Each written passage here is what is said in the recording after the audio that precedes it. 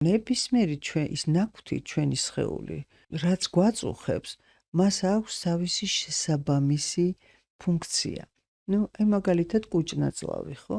აი ჩინელები კუჭს მაგალითად მეორე გულს ეძახიან. რამოდენიმე ცენტრი აქვს, ხო, ადამიანს. ეს არის თავის ტვინი, ეს არის გული, კუჭ-ნაწლავი და სასქესო. ზოგჯერ კუჭ-ნაწლავი და სასქესო და ტვინი, მოკლედ სხვადასხვა ზოგჯერ სამეული შეიძლება იყოს. მე ვამბობ, აი აღმოსავლეთში ესე უყურებენ და კუჭ-ნაწლავის ეს არის მომნელებითი სისტემა და ესე იგი მუშაობს საჭმლის მონელებაზე და შინაარსის მონელებაზე. თუ ფსიქიკამ ვერ მოახერხა შინაარსის მონელება, ეს გაიტყორცნება სად? და კუჭ-ნაწლავში და იქნება ან კუჭში, ან ნაწლავებში რაღაც პრობლემა, რომელიც შეიძლება იყოს გენეტიკური და გენეტიკური იმას კი არ ნიშნავს, რომ განაჩენია. გენეტიკური ნიშნავს იმას, რომ მისი წინაპრებიც იგივე გამკლავების მექანიზმებს იყენებდნენ, რასაც ეს.